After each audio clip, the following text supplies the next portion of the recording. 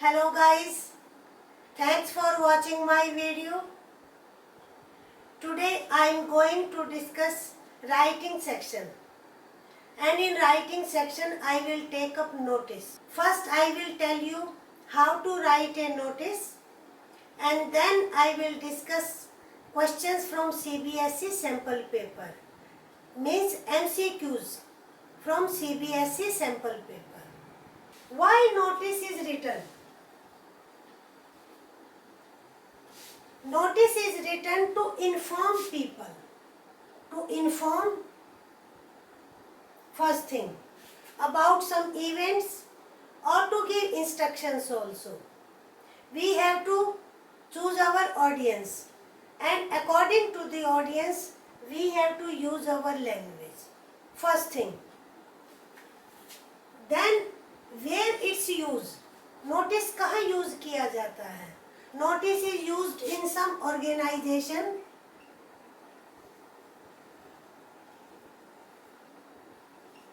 or in government body.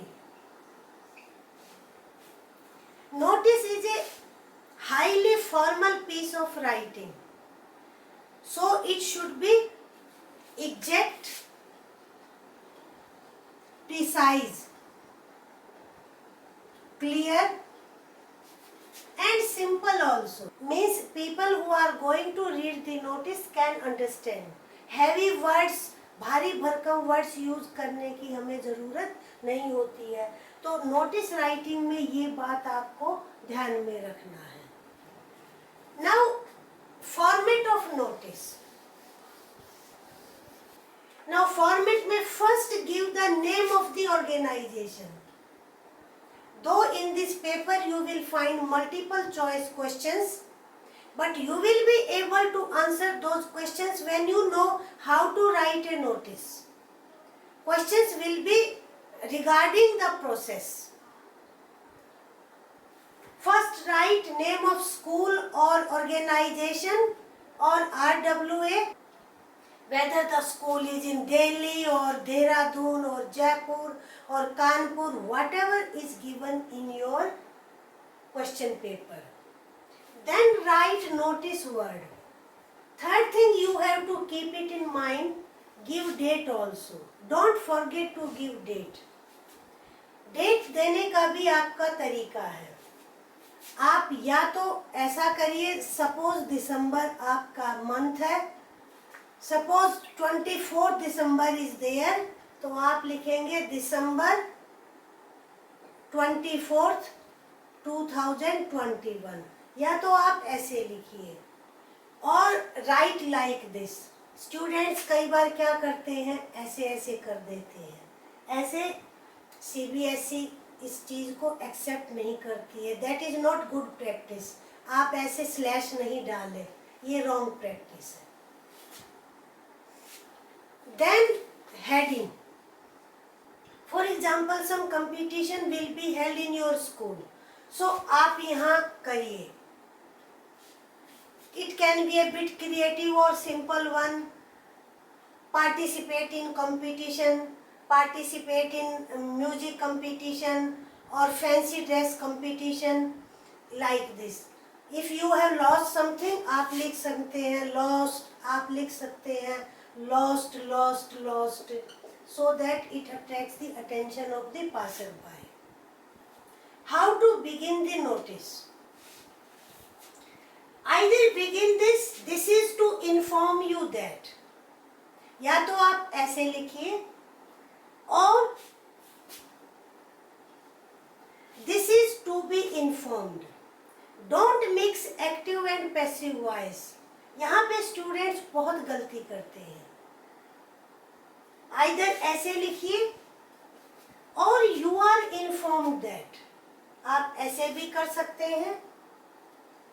अगर आपका notice किसी स्पेसिफिक ग्रुप के लिए है तो आप वो भी लिख सकते हैं. Suppose your notice is for the students of 11th and 12th, तो आप लिख सकते हैं the students of 11th and 12th are informed. आप ऐसे कर सकते हैं. ये आई इन्फॉर्म यू, ये रॉन्ग प्रैक्टिस है. आई को आप पीछे रखिए. इट्स बेटर हियर आप पैसिव वॉइस यूज करें। आई एम इन्फॉर्म यू, ये तो बिल्कुल ही गलत है। आपने एम का भी यूज कर दिया और फर्स्ट फॉर्म भी यूज कर दी है। आप इन फ्रेजेस को याद कर लीजिए जो आपको इजी लगता है। और भी तरीके से हो सकता है, बट ये मैं सिंपल तरीका बता रही हूँ। इस टाइप से आप बिल्कुल ना लिखें I am informed you, I am inform you और यू आर इन्फॉर्म, ऐसे भी स्टूडेंट्स लिखते हैं। दैट इज रॉन्ग, ग्रामेटिकली वो रॉन्ग है। This is your opening sentence. Now that के बाद क्या, एक अच्छा notice, what, when, where and then details, उसको आप हाउ में भी कर सकते हैं। रेलेवेंट डिटेल्स, फर्स्ट सेंटेंस में ही आप तीनों का आंसर दे सकती हैं। इट मीन सबसे पहले ये बताइए आपने नोटिस क्यों लिखा। Our school is organizing a competition or a blood donation camp is being organized. आप पहले what का जवाब दिए। सेम सेंटेंस में when, इस डेट को और उस डेट को कंफ्यूज मत करिए। Today you are writing a notice, then event will be after 2 days, 3 days or 1 week or 2 weeks. तो आप यहाँ पर फिर टाइमिंग दीजिए, या आप ऐसे भी कर सकते हैं our school is organising an essay writing competition on, आप डेट दो एंड देन आप टाइमिंग भी दो, एग्जैक्ट टाइम। जो भी पार्टिसिपेंट है वो क्या एक्सपेक्ट करे, पार्टिसिपेंट को ये पता होना चाहिए कि at what time they have to reach on this spot. In the same sentence you mention your venue also, place, कहाँ पर वो इवेंट होने जा रही है। सिंगल सेंटेंस में आपका ये हो गया। Then relevant detail, that depends on notice. If there is competition give topic, then language, then duration of the competition, details बता दी, देन क्लोजिंग लाइन। अगर कंपटीशन है तो आप एंट्रीज मंगवाएंगे, entry should be submitted to the undersigned, जिसके नीचे signature है। अगर आप किसी थर्ड पर्सन को करना चाहें तो give the name also. And with in 3 days और 2 days और विद इन 1 week और बाय दैट डेट, ये आपको छोटी छोटी बातें लगती हैं बट एक्यूरेसी होनी चाहिए यहाँ पर ग्रामेटिकल, अगर आप अच्छे मार्क्स लेना चाहते हैं तो। ये आपके बाय लाइन हो गई, यानी कि लास्ट में जो आप लिखेंगे। ठीक है, अगर इवेंट ऐसी है कि you are seeking cooperation from the people, तो आप लास्ट की लाइन लिख सकते हैं, कोऑपरेशन इज सॉलिसिटेड। और पार्टिसिपेशन चाहते हैं, सपोज एनुअल डे और स्पोर्ट्स डे है तो मैक्सिमम पार्टिसिपेशन इज सॉट, आप ये भी बताएं। कोई फेट ऑर्गेनाइज कर रहे हैं, कोई फेस्टिवल टाइप की, एंड देयर इज स्टॉल्स और some cultural programmes, give some details in 1 sentence regarding that also. And if ticket is there, mention the amount of the ticket, 10 rupees, 20 rupees, 50 rupees per ticket, तो ये सब आपको देना चाहिए, ये details में आता है। देन आपका एंड कैसे हो, क्लोज कैसे करोगे नोटिस को, आप right the name, do right the name of the writer. Issuing person कौन है, head girl, head boy, president और सम इंचार्ज ऑफ द क्लब और इको क्लब और कल्चरल इंचार्ज, हेल्थ क्लब, कौन है, सेक्रेटरी, किसकी हैसियत, यानी कि आपने किस हैसियत से वो नोटिस लिखा है, in what capacity you have written the notice. First give your name, आप पहले नाम लिखेंगे, एंड देन डेजिग्नेशन।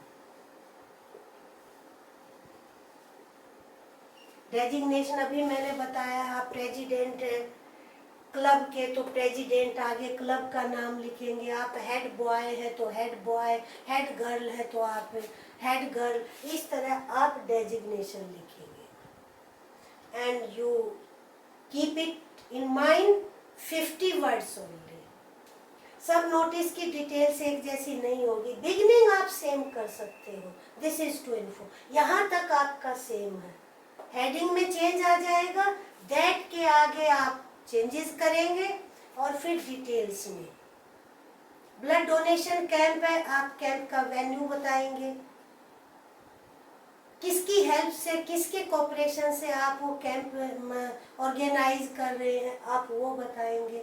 सपोज कोई वर्कशॉप ऑर्गेनाइज हो रही है आपके स्कूल में या आपकी ऑर्गेनाइजेशन में, तो आप वो भी बताएंगे, डेट भी, टाइम भी, आपका थीम क्या है, टॉपिक क्या है, चीफ गेस्ट कौन है, ये तो फंक्शन में भी आपको बताना पड़ेगा। Then who are the participants, while writing a notice you keep these points in mind. Past tense आप कभी यूज नहीं करेंगे। Notice is written for the future event, not past event, so either present tense और future tense. You can prefer passive voice.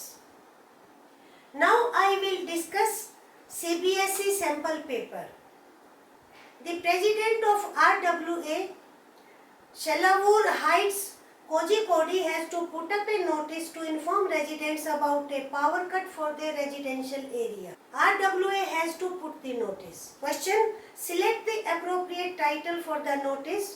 Choosing on power cuts, scheduled power cut, the need to save power, power and resident safety. In my opinion, B is correct. क्योंकि residents यहाँ पे power cut choose नहीं कर रहे हैं, ना ही यहाँ save power की बात हो रही है और ना ही पावर एंड रेजिडेंट सेफ्टी की बात हो रही है, सो बी।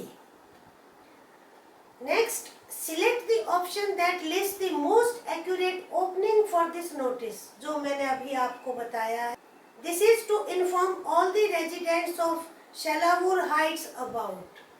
ये आपका correct option है, C.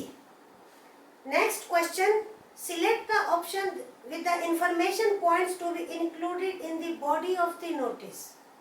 Opinion about regular power cuts, resolution for power cuts, reason for the power cuts, timings of the power cut, complaint against regular power cuts, date of the power cuts. You have to see the combination. अब क्या क्या include होना चाहिए body में? Yes, residents को reason तो बताना पड़ेगा, reason for the power cut, timing of the power cut and date of the power cut. ये तीनों पॉइंट्स आपके इंक्लूड होने चाहिए और ये हमारे हैं 3, 4, 6, that is D. Next, would this notice reflect the name of the RWA? Yes, because it is the issuing body. No, because it is understood through the signature. Yes, because it makes it informal. A is correct. Yes, because it is the issuing body. अभी मैंने बताया, just now I have told you, write the name of the issuing body. Select the appropriate conclusion for the notice. Stay informed, collaboration solicited, stay prepared, inconvenience regretted. In this question there can be more than one, but we have to select the most appropriate answer. And our answer is D, inconvenience regretted. अब residents को जो inconvenience होगी उसके लिए sorry feel करना, ये courtesy है, जो डी आंसर होना चाहिए। I hope every point is clear.